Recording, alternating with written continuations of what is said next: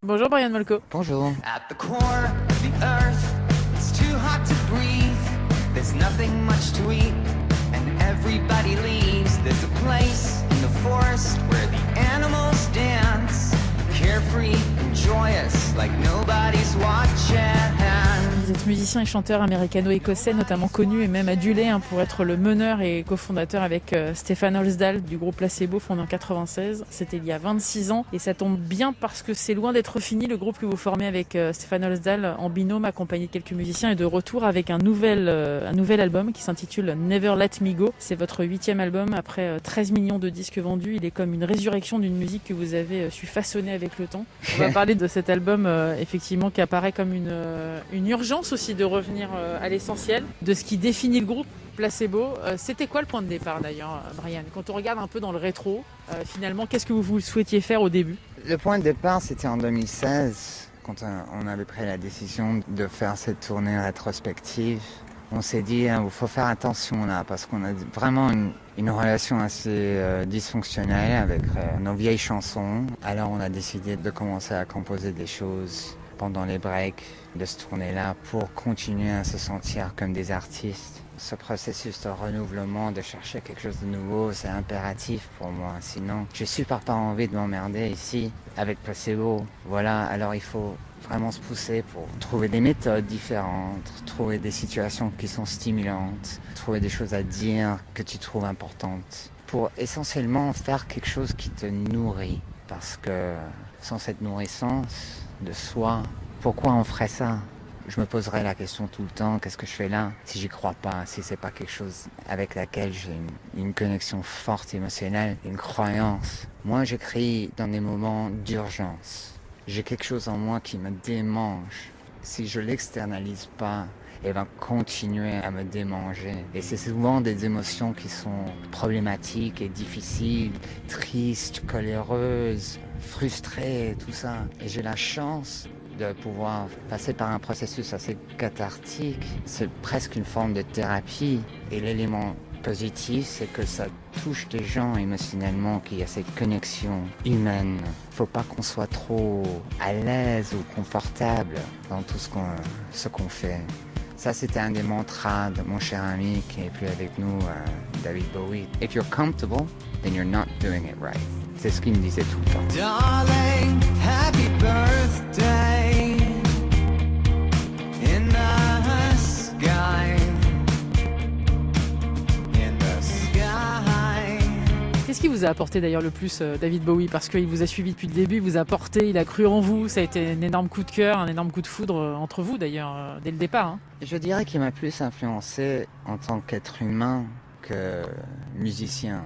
Bien sûr, j'ai beaucoup appris en tournant avec lui au début de ma carrière de ce que c'est d'être une rockstar et comment le faire et les méthodes qu'il a employées.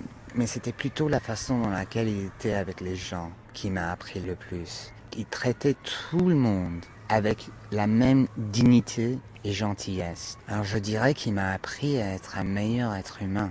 Mais j'étais trop jeune, trop arrogant, trop naïf et bien trop bourré pour me rendre compte quand j'étais là avec lui. Il fallait qu'il nous quitte pour que je comprenne vraiment l'effet qu'il a eu sur moi en tant qu'être humain. Et ces jours-ci, c'est un petit peu comme s'il est toujours avec moi. J'ai le sentiment d'avoir toujours une relation avec lui. Ça me donne beaucoup de confort. Est-ce que la musique, justement, Brian, elle vous a permis de vous trouver? Parce que au tout début, l'idée c'était de pouvoir avoir cet exutoire, de dire des choses. Vous avez toujours été très précis dans les textes aussi. Est-ce que au fil du temps, vous avez réussi à vous trouver davantage? Pas vraiment.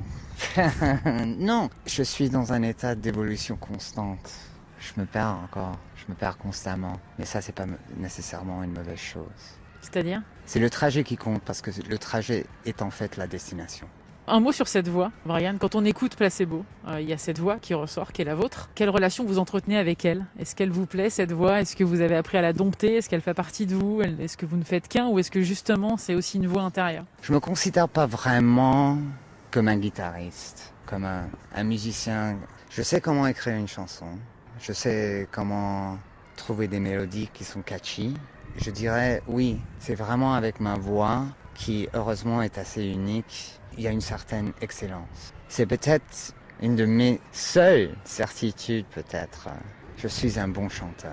Je voudrais que vous me parliez de Beautiful James, qui est vraiment un hymne. Il y a toujours des clins d'œil dans cet album. Je pense à Nancy Boy, évidemment. Vous êtes positionné très vite sur la défense, sur la tolérance. Ça aussi, ça vous définit, Brian, d'avoir toujours été là où vous aviez envie d'être? C'était pas vraiment un choix, c'était essentiel. On nous a donné un contexte où on pouvait se découvrir soi-même et être nous-mêmes. On a décidé d'avoir le courage de se présenter de la façon qui était impérative pour nous. Et on nous donnait des scènes pour faire ça. Alors c'était un petit peu comme un processus de découverte de soi. On s'est rendu compte très vite qu'il y avait beaucoup de gens comme nous qui se sentaient comme des outsiders. Et c'est les outsiders qui sont devenus notre public. Quel regard vous avez alors, Brian, sur ce parcours déjà, sur le fait que vous soyez devenu un groupe incontournable dans le monde entier, plus de 13 millions d'albums vendus? Alors évidemment, les chiffres, ce n'est pas ce qui vous intéresse, mais le fait d'avoir été et d'être une source d'espoir pour d'autres. Oh là là, votre question me trouble un petit peu parce que je suis en train de me dire si moi j'ai une source d'espoir pour les autres, on est peut-être complètement foutus là. C'est vraiment pas quelque chose à laquelle je pense beaucoup parce que je pense que je deviendrais trop conscient de moi-même. J'ai aucun contrôle sur comment les gens me voient. Alors pourquoi je me soucierais de ça? N'est-ce pas plus sain de se soucier des choses qu'on peut contrôler? Il y a une phrase en anglais qui dit « What other people think of me is none of my business ». Et moi j'aime ça beaucoup comme idée. I got the man on the way. I wanna sleep on the way down. So many miles away. I used to dance in a fountain. C'est un album d'enragés en fait, c'est un album de personnes qui ont des choses à dire, qui ont envie de s'en sortir de ce labyrinthe aussi qu'est la vie. Je pense que j'ai jamais été aussi en colère que je le suis aujourd'hui. On peut entendre ça dans l'album, mais c'est une colère très humaine qui va main en main avec une tristesse. Et je suis aussi très déçu, je pense, par l'humanité. Et je parle de ça dans l'album. Effectivement, vous avez peur pour la planète, vous le dites, vous le chantez, vous l'interprétez, mais il y a quand même une lumière, c'est une source d'espoir cet album aussi. J'espère que la source d'espoir pour moi, c'est la génération de mon fils. Peut-être qu'ils vont vraiment changer les choses dans l'avenir, peut-être pas, peut-être on est damnés, je sais pas. Vraiment, pour être totalement sincère avec vous, il faut que je garde les choses vraiment très très simples pour moi. Je suis quelqu'un qui est très chanceux parce que j'écris des chansons et les gens ont envie d'écouter ça. Je peux m'exprimer. J'ai un véhicule pour m'exprimer. Et pour ça, je suis incroyablement reconnaissant. Mais j'essaye de pas penser plus. Je suis quelqu'un qui écrit des chansons et j'ai la chance qu'il y a beaucoup de gens qui ont envie de les écouter. Il faut que je garde ça aussi simple que ça dans ma tête. Sinon, ça devient bouleversant.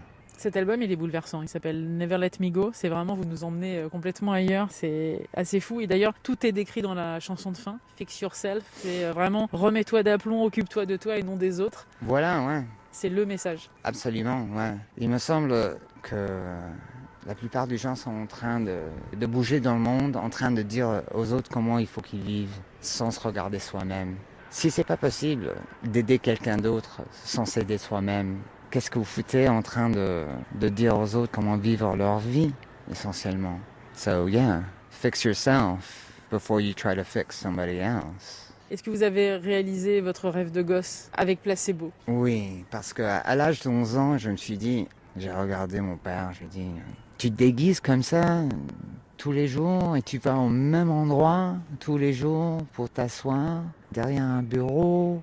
Ah non, ça c'est pas possible. Si je fais ça, je vais devenir incroyablement déprimé. Alors même à l'âge de 11 ans, je me suis dit, il va falloir que je trouve quelque chose d'autre à faire parce que ça, le métro, boulot, dodo, ça je comprends pas et c'est vraiment pas pour moi. Oui, voilà, j'ai commencé avec le théâtre. Je fais l'école de théâtre, mais même ça, c'était pas assez pour moi. T'as dramatique aussi, ouais. Oui, voilà, quand j'ai eu mon diplôme, je me suis dit, c'est pas ça vraiment que tu veux faire, Brian. Ce que tu veux vraiment faire, c'est former un groupe. Et là, vous l'avez trouvé avec Stéphane Osdal, et vous dites d'ailleurs qu'un groupe, c'est aussi une évolution, on divorce souvent, et pourtant, là, le mariage, il dure, hein, depuis 26 ans avec Stéphane. Oui, il dure. Ensemble, on peut vraiment créer de la magie. Quand c'est pas une collaboration, c'est pas vraiment la même chose. On a beaucoup de chance d'avoir l'un l'autre puisqu'on peut faire quelque chose ensemble qui est plus grand, plus effectif, plus émotionnel que si on le faisait tout seul. On a besoin de l'un de l'autre pour faire de la magie. L'album s'appelle Never Let Me Go. Merci beaucoup, Brian Molko, d'être passé dans le monde d'Élodie sur France Info. Merci beaucoup. Merci à vous. Bring me back to life. Never let me go. Your troubles and your strife, I saw them. Take me by the hand as we cross through battlefields. Nobody understands, 'cause there's nobody at the wheel.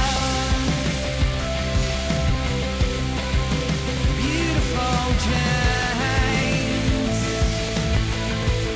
I don't wanna wake you. Beautiful James, I don't wanna wake you. Everybody lies